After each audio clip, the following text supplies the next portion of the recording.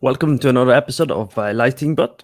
Today we are covering topics within the VFX industries and lighting within the movie or TV show industries. So we'll be covering a bit different. So we'll be stepping away from Unity and Unreal today and kind of learning more about how things are being done for example, the Falcon and Winter Soldier or Detective Pikachu, to name a few things we'll be going through and learning about. So if you're watching this video and you think it's useful, please like, subscribe, and share the video. It helps with the algorithm and it helps people to find the video as we talk. So, without waiting too much, I'm gonna welcome in Nevin from Montreal. Hey, hi everyone. Hey man, so I guess we should start with asking who you are and introduce yourself a bit. Okay, let's go. So, hi, I'm Nevin, so 25 years old. So, I start the VFX lighting industry since 2 years. So, I studied in Montreal. I came from France, from Rhode Island to be specific. So, I came like in 2016 in Montreal, and I studied in Matane, in like a little city in Quebec, in the province of Quebec, in Canada. So I studied 3 years there, and after that I started to work at Radio FX for almost 2 years, and after that I'm currently in Folk VFX, like 1 2 months ago. So yeah, that's pretty much it. Cool. So let's try and start from the beginning, I suppose, right? hmm So you started as a student, obviously, you studied and then eventually you get work. So what happened during your student years up until you getting the job? Like, what did you learn, your difficulties, any advice for current students? Let's talk a little bit freely about that. Let's go. So I study in a like in a generalist course during 3 years. So it's mostly like CG in general. So like you're working on how does it work in a pipeline in a feature animation most of the time. So it's mostly like you know how to model, like how to texture, UV maps, animation, all kind of stuff, and also like the art side. So I did a bit of drawing classes and observation classes. Also like the historical thing, like how does was working during the 90s, the 80s, and etc. So like when I move during the years, I start to be more specialized, but as you know that this course, as I said, is mostly for generalists. But at the end, for my last year, at the end, they want to do a short movie when students can choose which path they want to go. So if they want to be modelers or animators, they choose that path and they can be focused on that side. And at the end on the course, you have your demo way to show and to start, and you have also a bit of one class to know how to looking for jobs, how the studio want to how do you can prepare CVs, resumes, and everything like that. Yeah, that's it. Cool. So, did you find it useful? Did you put anything in practice? What did you get? What's the most valuable thing you got out of this? For me, it was like I would start on the CG because when I started this course, I was like pretty comfortable with After Effects stuff. So before studying there, I was like an enthusiast about VFX. So I learned like After Effects for example, or Photoshop and everything. But I never started to learn 3D by myself. But that course made me the chance to learn how to work on CG on the CG side. And after that, most of the part, I would say that the most valuable thing is like you have the context, the context to work with others, like other students, and you have like specific assignments to work on, and with that, I will know like if I like to do lighting or more modeling and something like that. So I think that's the Mm. most valuable thing. So, would you personally recommend people to go to school, or would you say it's not important? What's your opinion on that? For that, I would say that if you want to be a learning artist, the school is not necessary. However, for the visa side, it's always a good thing because I'm not from Canada, so I studied here in Canada, and when you studied here, you have the chance to have a open working visa to if you Hmm. want to like to stay here. So I would say that is always a good thing because have the contest to work on that side to learn most of the time on the CG side. I think that is always a good thing, but it's not necessary. I would say that most of the time you have to learn on the side also. Yeah, yeah. I guess I agree with the fact that because when I moved to the UK from France, getting into France wasn't a problem for me because you guys are in EU and Hmm. my country is in EUA, so we still have the same agreement. But when UK went out of Brexit into Brexit, they left Hmm. the EU. I got into UK because I had a master's degree from the UK, so Hmm. I had enough points to get into UK. Otherwise, I wouldn't get into UK to work. Okay, I see. So my education gave me more points for the visa, basically. So Hmm. it is beneficial, I think, in most countries to have some kind of education to get the points to get the visa, as you say. So your role then, could you please explain it to me and other people who don't know what it means to be a VFX lighting artist? What does it mean? So for the lighting artist to sum up a bit is like the guy who like set up lights on the scene and he create like the mood, the ambience, and also and try for the specific side on VFX they try to match what it was shoot on set.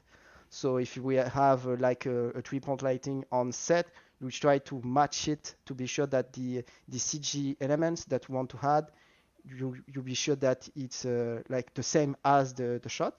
But mostly we play with lights on the computer to sum up a bit. That's all. Okay. So I guess you work with like a lot of 3D models when you do your lighting, right? You're trying to light fake stuff, basically, right? You're trying Hmm. to like Pikachu or shields or arm or whatever or VFX, I guess. So you're trying Hmm. to match that to the set lighting, isn't that correct? Yes, it's that's correct. For the VFX Okay. side, is pretty much that work that we want to match. So you have worked at different places. So if you were to break down your average day at work, what would be like your average day, or responsibility and problems and challenges and fun stuff? What would that be?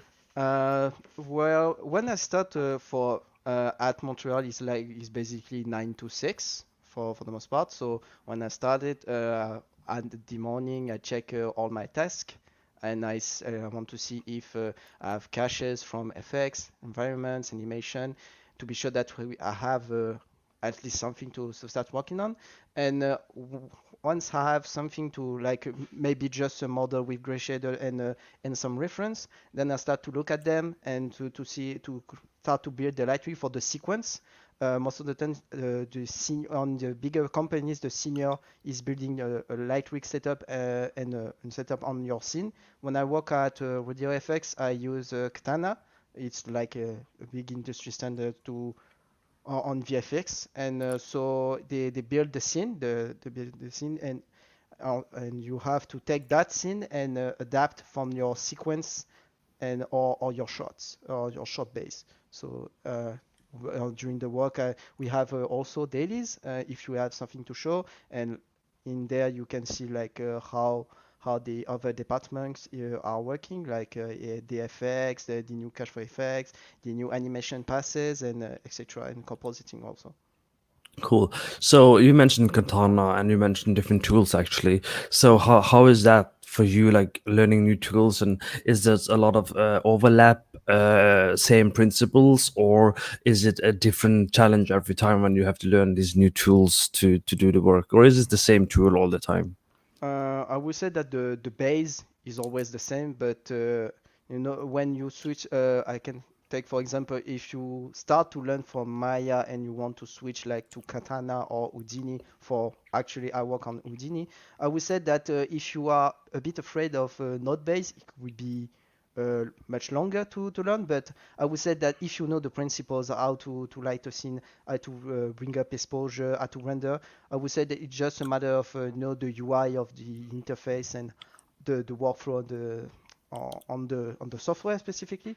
But I would say that it's like average. You have a bit of learning curve, but you can be sure that you can work pretty efficiently, like in a few weeks, I would say. So, what would you say is the most favorite thing with your work? I would say that is the variety of the projects and also setting the modes on the scene. I would say that is the best thing, and also pushing the limits even further, because we saw that in the recent years that every year you can see like the boundaries of VFX have been pushed and pushed. You most of the time when you look at a movie, you just do not realize how much CG we had on it, and so that's pretty impressive. And to be part of that, I think that is pretty rewarding. But yeah, that's the most pleasing part on that thing. What would you say is the most challenging part?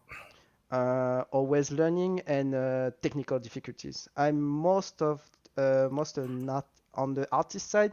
I try to be as technical as possible, but I would say like VFX is most technical than artistic, because you have like a lot of new workflows to enter to bring on, and also you have to consider a lot of like difficulties with heavy caches, and also bring up specific passes for specific shot, because they were difficult to realize, or full CG slot to they were heavy. Like if I can take an example for Falcon and Winter Soldier, we have the road on one episode, and we have to replace the trucks, the road, the road that was shot mostly in blue screen, but we have some side with the road, but you have to replace everything. So the trees, the roads, the trucks, and that was like bit of heavy to handle, and to like to control how the render farming is going. Like the render farming is working like crazy, and you have to deal with that, and to be sure that you can render it on time also, like time So, management. since we're talking a little bit of technique and principles, let's take a question from Tula here. Are there any other light system setups or principles besides 3-point lighting that someone would have to follow, or I guess learn, in order to get accurate lighting results? So basically, I guess what Tula is asking is, besides 3-point lighting, what do you say and believe and think a lighting artist would need to learn to be able to replicate accurate lighting results in the VFX? I would say that photography helps a lot to be sure that you have like the proper like the proper look. I would say that for exterior lighting, for example, you just have to have maybe an HDRI and like a sunlight, and you just have to match the direction, like based on the time of the day, it's the early morning or noon or like a sunset. I would say that triple lighting is like the basic, like you know how to control, mostly for character lighting. Also, the three-point lighting is pretty important for that part. But like if you lighting environments, I would say it can change a bit. It depends on if it was night or day. I would say that day is mostly like the prop lighting that it works. I would say like if you have a lot of lamps, windows with the light casting through the windows, and I would say like observe a lot and analyze a lot what you see like outside. Just walk outside, bring up a camera, and just see how the light works, how it behaves, how it reacts. Cool. So before we continue, I guess what I'll do is I'll show Nevin's demo reel that he has done. He's very good at updating his yearly demo reels. So we'll show it to this year's demo reel for you guys, so you can kind of see what he's done and kind of know his experience as well. So let's watch that a little bit, and then I think we'll go to Detective Pikachu breakdown afterwards, so you guys get some connection. So we'll watch the demo reel and then do a breakdown so you can understand, and I'll ask more questions for you guys about what skills do you need to learn if you want to go get into the industry or switch. You might coming from games, so you want to know what's different. So let's watch.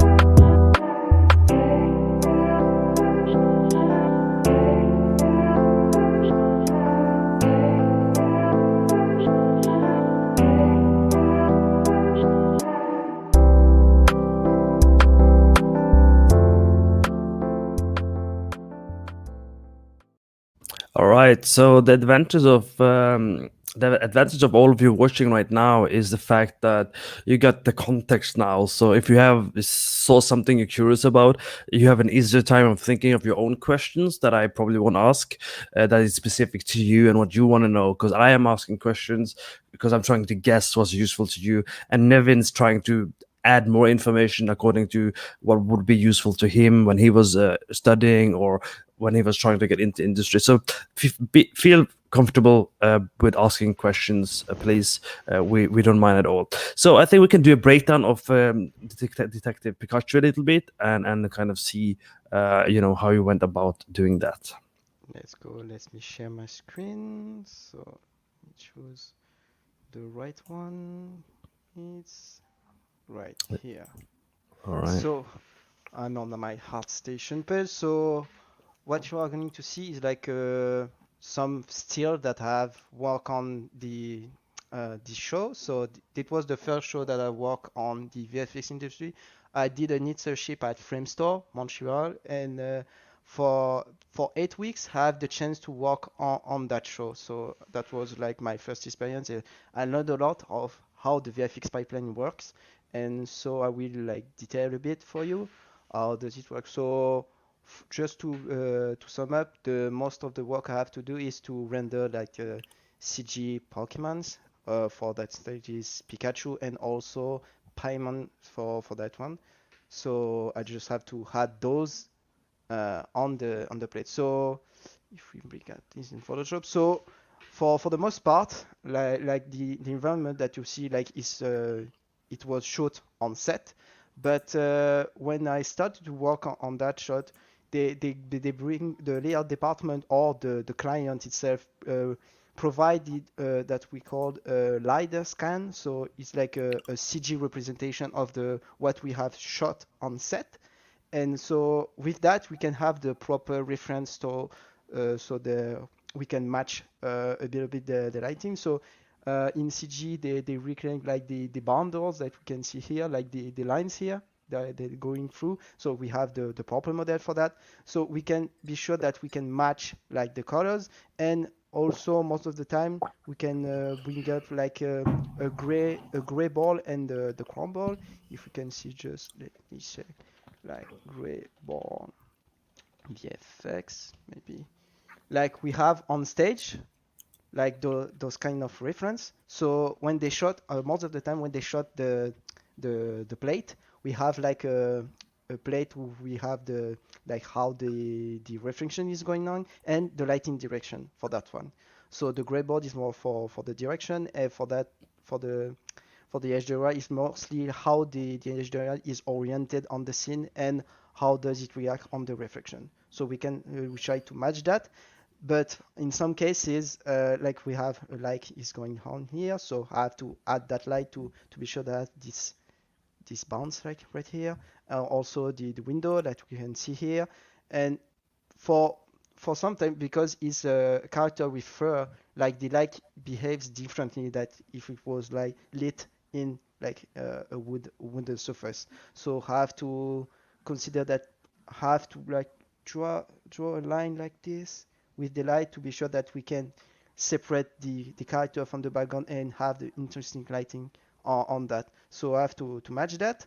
And yeah, that's pretty much it. Like you just match the lighting that we have, and if everything is working, you can have something properly matching. And for the grain or the distortion, like the comp department can take on that and also animate the light. It's depend of the show on the workflows, but the comper can like took your lights and animate in Nuke, for example, or you can like pre-comp your shot and animate manually in Nuke. So yeah, that's pretty much it for the show. So generally in the VFX pipeline, how do you make sure the colors are correct when you do you do color pick? Is it the chrome thing that you reference, or how do you make sure it's matching colors? For most of the time, the comp department can provide like a white balance plate. So they took the plate that was shot on set, they white balance it, and after that, yes, color pinking is really important to be sure that I can match. You can also guess, like just to be sure that you match. You have your reference here, like the plate. You can match the color, and for the animation part, you just play with the exposure, put some keyframes, and most of the time we do it in post process or when the render is finished. We don't do for a few cases we can do it in CG, but most of the time we make sure that we have the each render passes for each light to be sure that we can animate, or the comper can animate the lights in Nuke. So yes, we match it. We have the white balance, so that's how we can be sure that it's consistent throughout the shot and throughout the sequence to be sure that we have the proper color. Okay, and in terms of so when you do this type of work, do you ever see the raw footage that's not color which is like the original color raw footage, or do you always get like already a colorist has worked on it, and then you have to work on it afterwards, or do you ever need to see the original footage when you do this kind of work? For this kind of work, it depends on the workflows, obviously, but most of the time the client will provide a lot, the client lot, like the lot that he will use, the colorist will use to have the proper color on the movie. But yes, most of the time you have the white balance, but in some cases you have to white balance like yourself the shot. So with the gray and the color shot that we saw earlier, like with that, when we see that, we can just color pick the white to be sure that we can white balance the plate correctly.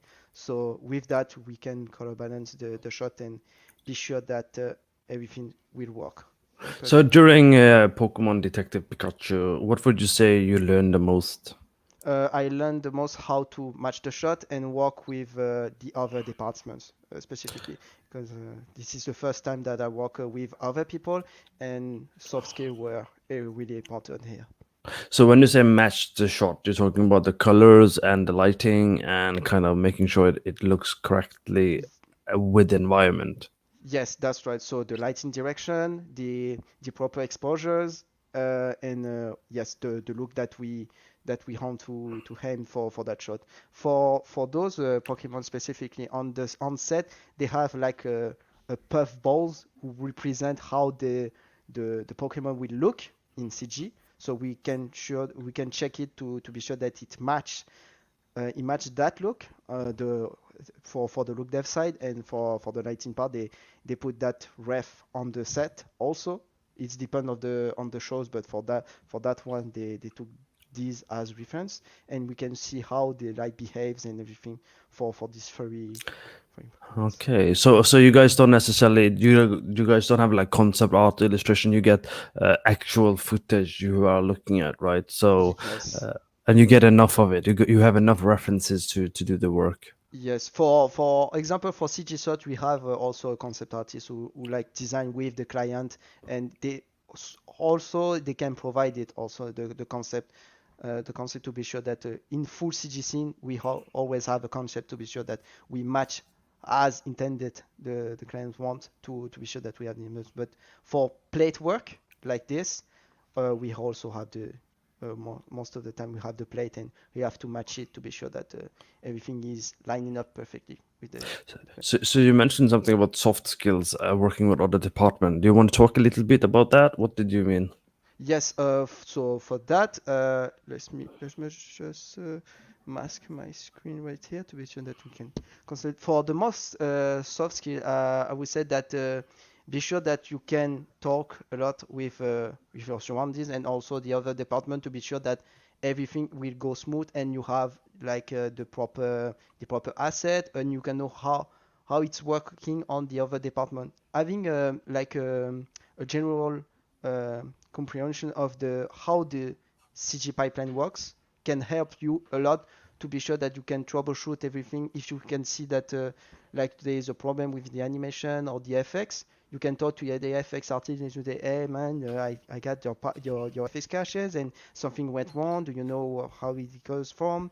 And yes, communicate a lot. It's not a shame to like asking questions, especially when you're beginning, because there's no stupid question on the industry. You know that it's really important. You don't want to be that guy who want to just work on their own, and they try to like they try to work with what they have. But if it's not working, you it's not a shame to ask some help, and to be sure that you everyone is on the same page, because it can delay a lot the delivery for those shots, and everyone will be like influenced if you don't talk about the problem that you have on the shots, etc. Okay. So, what are the most important skills do you think? If someone were to do this now, what are the first thing you would say you have to focus on this? Is it software? Is it what would you say that would be?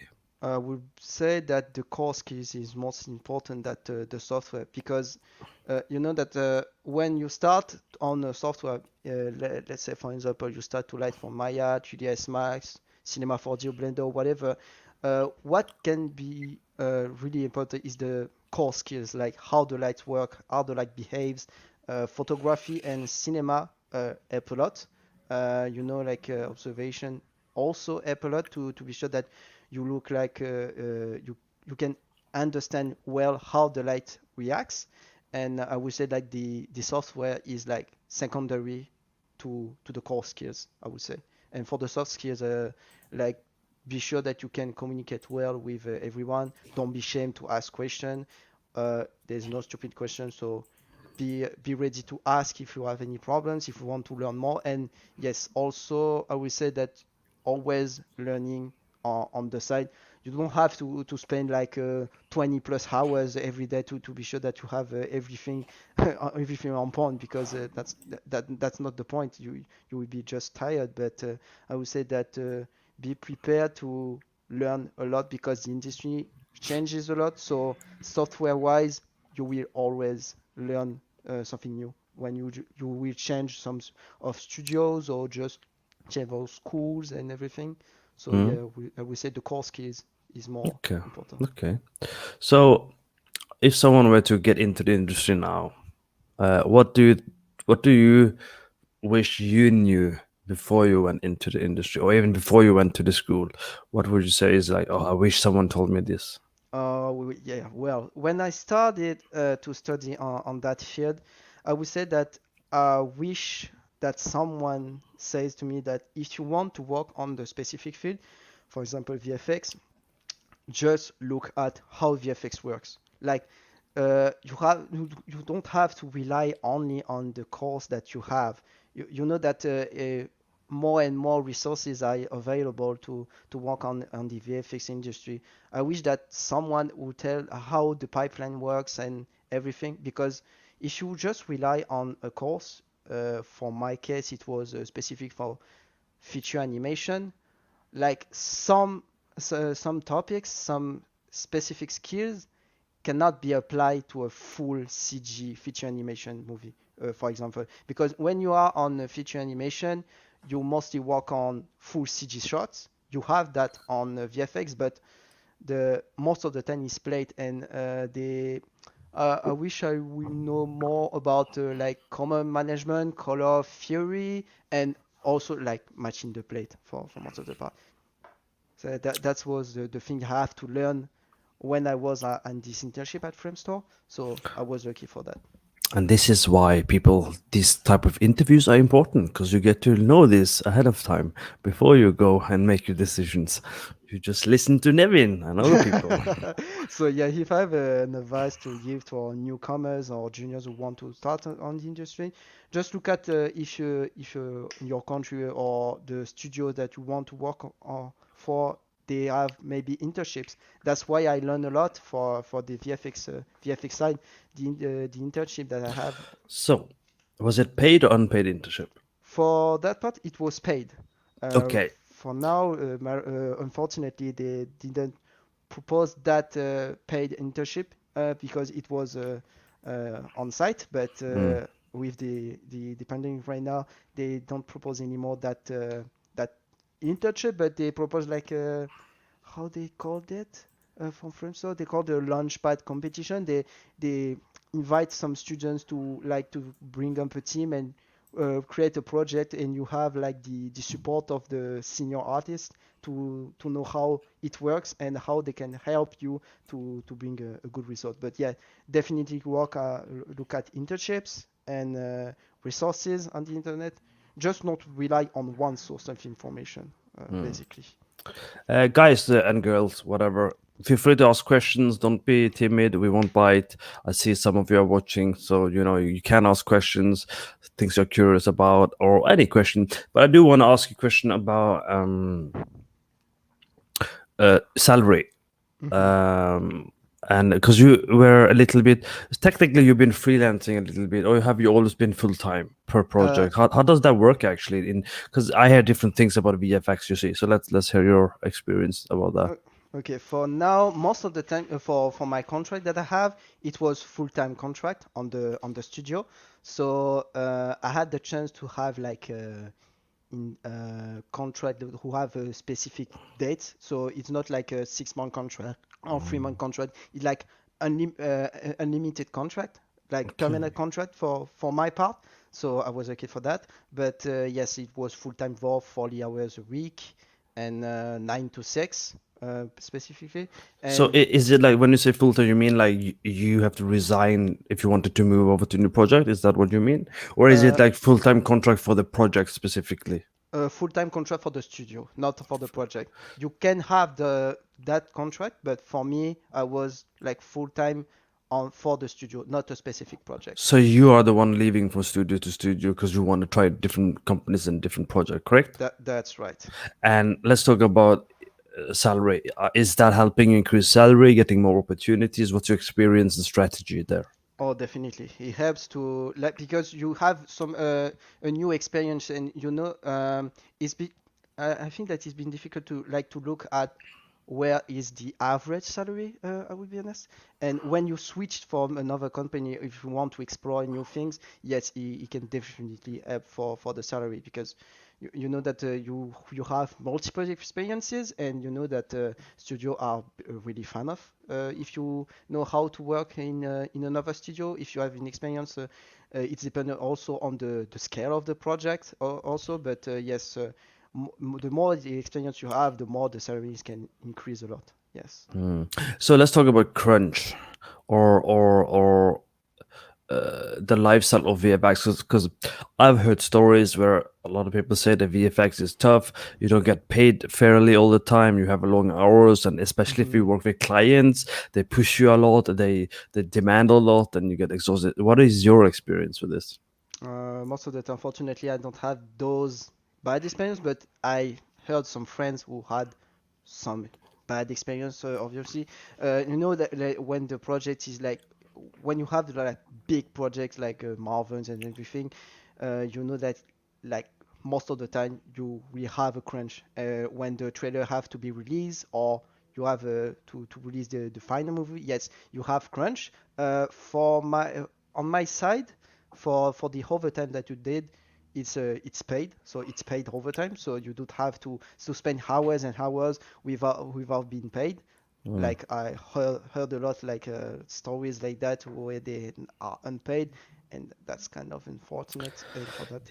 I mean, we don't get paid at my studio if we have overtime. We get days off instead, so you get longer vacations if you work. Yeah, yeah, you have that opportunity. When I was at rodeo, that was the thing. You have like days, but you can ask if you want to be paid for that. Mm, So, mm, for example, if you have like 40 hours of overtime, if you want to have that hours, you mm, just speak to HR just before the pay goes off, and mm. they can just add those hours, and yes, you can that. At Ubisoft, you your overtime had to be official, so someone had to assign you the time and say these are the time you have to work, and then it was considered overtime. Otherwise, if you work extra or there and you thought you needed to work extra, it didn't matter unless someone specified that Mm-hmm. this is overtime. Yeah, So that yeah. was a bit different. Yeah. Yes, the producer have to approve that you have to do overtime, because if you do overtime, obviously the company have to pay for those hours. So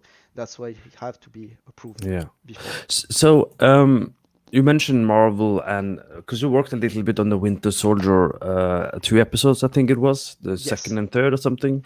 yes, this was. Do you want to do some breakdown and share some of screenshots or video, or kind of talk a little bit of what you did and your experience? You want to do that? Yes, sure. Let's do that. So let me share my screen. Just preparing a bit to be sure that we have that show specifically. Let me see. Yes. So I will show. So I will show just Yep. a Let shot. me. So. Yes, we can see that. So for that show, I was mostly working on the Bucky's arm. So if we can see just a shot like right here. So for that shot specifically, so I have to render like the truck and the arm and also the road, because on set they were like So on it's all the fake. So yes. you tricked me basically. It's not real. Yes, it's all fake. The only thing that is like real is like you can see like the face, Him. yeah, him, but the arm is fake, the road is fake, the wheels is fake, even the bar. It's just him hanging in the studio in on a pole Yeah, basically, just yeah, holding. it's pretty funny that you look without the effects, because you just see Bucky like just running and on the shot, but it's just not moving. So it's kind of funny to see. But yeah, Good most of, acting. yes, yeah, the good acting helps a lot for that. So yeah, on set we have like a prop arm. He's wearing an arm in like I think it's plastic. So I don't know like the material specifically, but they have the prop on set, so we have to replace the arm, because as you can see like the arm is like reacting, because it was like gold and brushed Mm, metal for that part, but on set it was just plastic, I think. So we have okay. just the prop helps a lot to be sure that to match like the lighting direction, and on because it's metal, like the lighting is working differently, that we can be sure that we can have the proper lighting on him. And also we have to replace also the hand, because on set they don't have any gloves on, just like black tissue on the hand, but to be sure that they can grab properly the surface, so we have to replace it. So I work on that shot specifically on the exterior, and let's see, like more in interior side. So for It's, the it's funny you said interior and exterior. Even though he's outside, it was interior shot. yes. So yeah, like you can see here, like it's a bit blurry, but so I have to match like what we have on the, I think it was a bar on that shot. Let me see if we had something like much clear. Yeah, that one maybe. Yes. So that one, like you can see here, we have a lot of lights here, also on the bar, and for that we have to be sure that the arm Yeah, have the proper exposure for that. So that's a power break broker scene, and he's like telling him to beat stuff people up, right? yeah, so most of that show is like Bucky just fighting with other people, and you have to replace the harm here, replace the harm that, and let's go. So yes, so as you can see, we have to have that beautiful highlights on that side. So it's pretty cool to have that renders on your show. To be honest, that's really important. But on those show Marvel things and everything, I would say that the most difficult thing is to be sure that you can have consistency and in a short time period, because it was like a series. So on series, like you don't have as much time as you want on a feature film, but they want to have like the quality raise of the bar, because it's Marvel, so they want to be sure that it's look cool, but you have like stretched deadline. So that was pretty heavy to work, but it was really interesting for that part. So, and as you see, we had to add some effects on it. So that shows that was pretty difficult, because we want to have that not too fake shadows. It was difficult to have the proper occlusion, because on set there was no move. They are not moving, so you have to make sure that everything is look properly good, and Okay. that was So pretty so cool. he's actually just actually just hanging still, and then you have to maybe do research or guess to okay, he's it's gonna be a moving shot, but he's not actually moving. It's just him hanging. The road is fake. You have to fake the road. You have to fake the shadow. You have to Yeah, fake the wheel. You have to fake everything basically. yes, yeah. The other department are to be sure that we animate good thing, and also matching the motion of the shot, because they are he's not moving, so you have to make sure that the motion blur is not fake when he's moving, and it's also not. We have a lot of revision on that shot, because on sometimes they move in too fast, so you don't have enough detail on the road, and etc etc. So that's kind of the shot that you will see like over and over, like 3 months, for example, to be sure that everything is looking fine, and you have also those other shots to look at. And just one thing also, if you're wondering if the shield is fake or real, most of the time is fake. For the Captain America shield, for that one, this shield, they don't have that on the onset, so that one is CG. So it's just you just have to fake it and put it on him. Yes. So you have like a body match move So model. you've So been so you've been so you've been lying to me while I've been watching the TV show. It's not nothing is real. Almost it's all just fake. It's like a magician, just Houdini. You're just pretending it's all there, and I'm like, oh, cool. cool. But no, for the environment on back, it was fake. Also, I think the strike was replaced. I'm not sure, but yes, the CG model, you have a CG model that we provide to be sure that you have the contact shadows for the pass, to be sure that the shield is casting shadows on him, because he don't have that shield on set, because it was like you can just control how the shield is look. That's why you can see that he's pretty Oh, uneven. that's why the shield always looks perfect because it's not Yes, real. yes, but we make sure that on CG you put like scratches and everything. But with that method, you can be sure that you have the shield as the client want to on CG. You have a proper control, so that gave Okay. the actors more flexibility when they move on set, but you can make sure that you have that shit that you want on CG. So Right. that's the most part. So when they throw it and everything, it's just you trying to time it, or someone trying to CG it and kind of Yes, pretend it's flying around it's the other departments that provide the model, they animate it, and for my part, I have to just match the lighting to be sure and that shadow and stuff. yeah, yes, and the random pass and everything. So S- that's pretty much And, it. and yeah, because I've heard a lot that people don't have a lot of time for these kind of TV shows. It's a very hectic.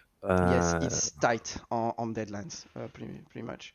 But yeah, they want to have quality, so that's the So thing. from Detective Pikachu to this one, and I also remember you were also working on what was it? Chaos Walking. Mm-hmm. Yes. Um, do you want to show something about that? Because my question is also linked to software in this case. Is this the same software, or did you have to pick up new stuff when you were For working? that one, it was the same software. So let me just bring up the memory to be sure that we have something fluid to show. So, which software, if someone had to pick one software to learn, what software would you recommend? Because unfortunately, a lot of people are very software um, focused.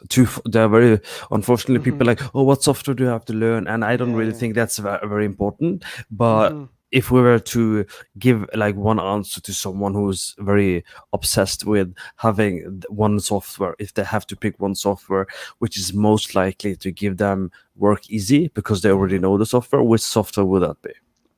I would say that for lighting wise, I would say Maya for most part because you have a lot of resources Hmm. for lighting in Maya. I know that you can find some courses on that, but yeah, as you said, like the software is not the the most thing to choose. Obviously, you have to know for some part because before working at Codeo, I learned Katana, so they were happy to see that I know Katana, but that's not the thing that it will define you as a lighting artist because for now when I working at Folks and I work on Houdini for that. So you can switch over and over during your career. So you know that when you want to start, yeah, I know that I was on that side like software focused, but you know that if you have the core skills and everything, you don't have to rely. You don't have to rely on software because you don't want to be that guy who's stuck on one software and when you have to change, you're like I'm just lost. But you Hmm. know that's why I specified that you have to learn a lot. So let me just share my screen just to have like the chaos working image a bit. So for that part, so for that show, as you can see, like we have a lot of environments to replace. So we have to replace the trees for the most part. Also, that shot was we have to add this cheesy spaceship that's really huge to render. So for that part, it's mostly like Also, the render time. I forgot to ask about from the other from Marvel TV show, the Falcon, and also Detective Pikachu. How's mhm. the render time? Like, how's your speed when you're working? Is there's lot of waiting to see like if everything is correct, or do you have a render farm that does it, and then you come back tomorrow? How does that work? Have for most of the part, I have the render farm provided to be sure that we can see the full frame range. But when you work, you have to sometimes like do half res render to be sure that with low sampling to be sure that everything is going good. And over and over, you will increase the sampling, increase the resolution to be sure that everything is working fine. But you don't like brute force like render full res, full frame range because it will take a lot of time. But when you're working on Dosho, like you will already render like a low res version because I know that some show have like 24 hours frame per 4 hours per frame, like it's huge to handle. So it depends on the scale of the render farm that you have on the studio. So Hmm. you always be sure that you optimize a bit, not as much as games, because I know that on the game industry you have to be sure that everything is running fast at 60 frames per second. But when you are on the VFX side, you are much free on the poly counts, the number of lights you have. You don't have to like beg stuff. Basically, you don't have to beg. Everything is like ray trace, brute force, everything. So yeah, you have to handle that for the render farm. Hmm. Yeah. So, what was the difficult part for this? Because you said it was a huge spaceship and takes a lot of render. So, what would be the differences in workflow and type of challenges from Detective Pikachu to the Falcon and the Winter Soldier to this one, for example?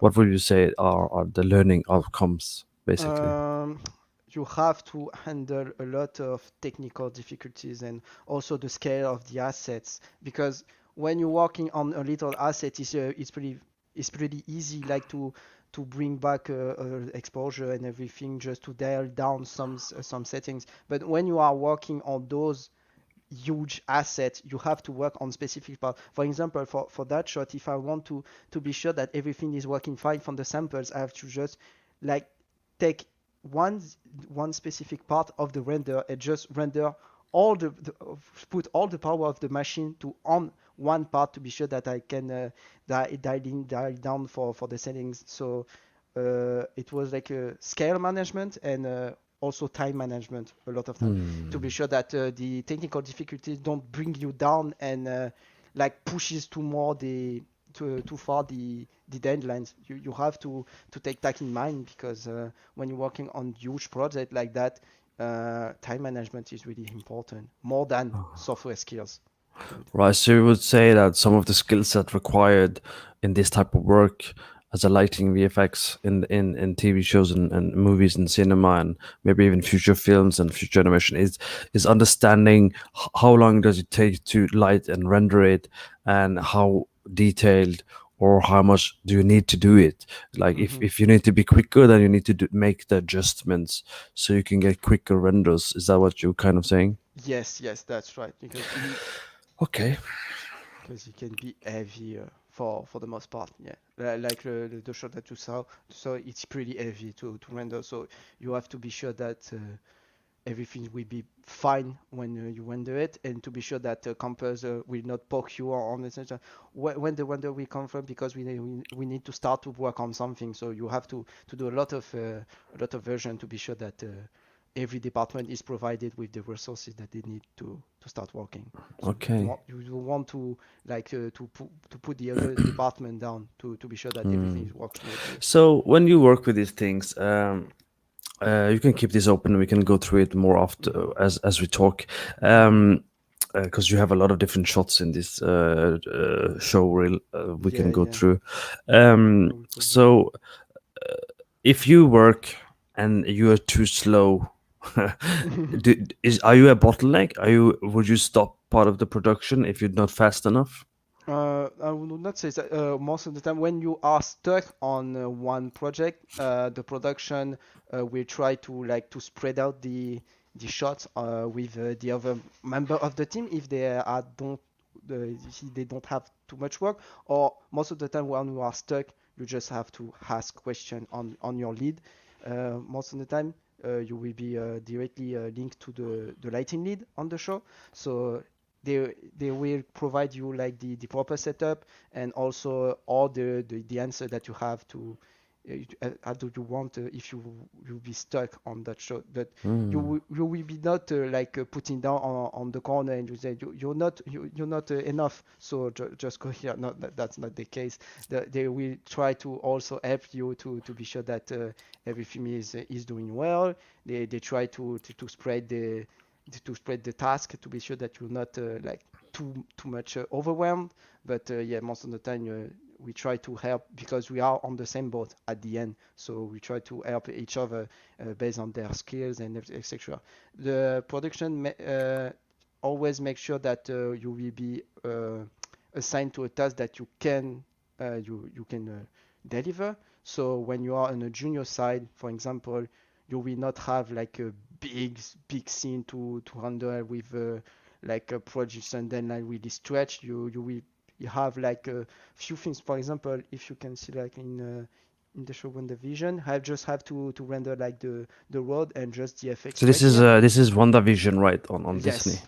So, yes, for this. So for that one, you have just to render the effects on that. Like you can see, like the dirt. Like it's not just to have a little task because you can like learn how to work on those deadlines and over when you will be involved in this career, you will be assigned to bigger shots and bigger things to work. So you don't have to be too crazy and want to do big scene because yes it is really impressive to do big scene and etc, but you have to have in mind that those big scene take a lot of time and a lot of knowledge also to know how to render things, how big asset can involve to your render times and also how to handle that much because on those big scenes you can have like 100 lights to handle to and it can be hard. So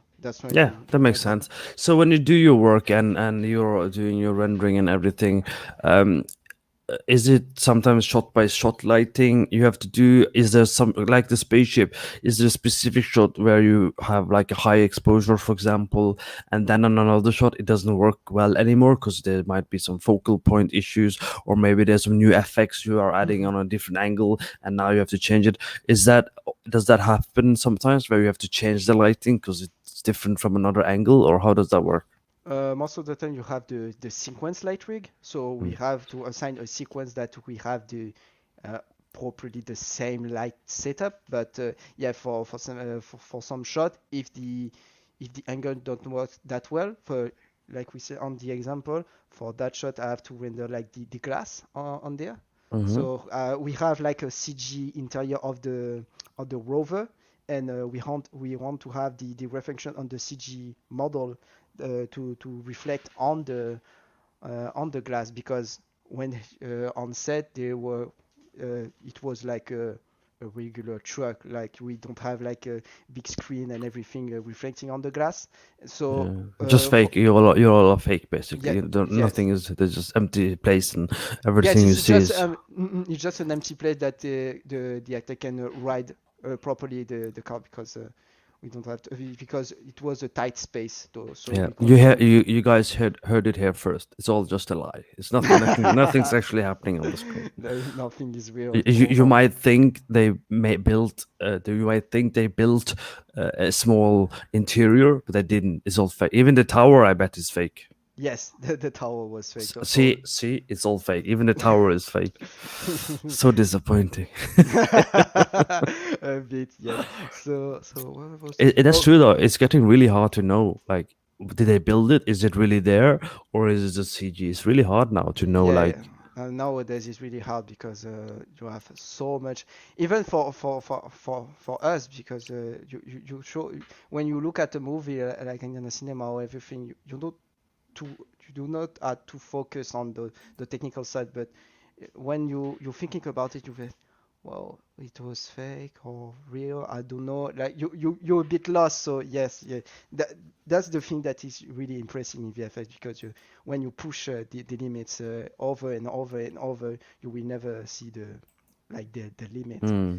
And I mean, originally, I got. It's funny that originally, 10, 14 years ago, when I started everything, originally I was going to be a VFX artist, but then I learned mhm, level design. So I went into level design, and then I started my own company. So I became producer, and then eventually, then now I'm a lighting artist. But now I'm like, maybe I should try VFX too, or maybe I mhm, should try colorist. But then I look at the stuff, and it's like it's more realism, I guess. A lot. It's like mhm. you have to be very accurate. So for the reflection of the helmet, you're using a cube map or something that's like 3D, and you're reflecting that. that, or how is that workflow? For those shots, how we handle this? So we have like the rover, so the interior of the rover with everything like in CG, and you have just a reflective path. So you have the mesh of the glass, and Right. you have like a reflective path to you just have to light the scene. You have just the bounce, the reflection, and in compositing, they take that element, they put on the place of the helmet, and you just dial in to be sure that it matches the plate, and yes, that's Cool. pretty much it. So we have done already at 1 hour. So today's session is already over 1 hour now. So Mhm. I just want to remind people, thanks for watching, and there's a lot more to cover. So if you like Nevin, please please subscribe, please leave a positive comment for him on our channel, so we know you want to learn more about the projects he's been working on. Our community have a portfolio review as well. So if you want to join and leave some portfolios, we can give you some feedback and help there. We also have a community highlights once a month. So if you share some stuff, we'll make a video out of it, we'll promote you, we'll put on Instagram and kind of highlight your work. So if you're confident and comfortable with that, so you can do that. I haven't made a banner yet for the next interview, but we have another person coming next week, and we'll talk more about other stuff.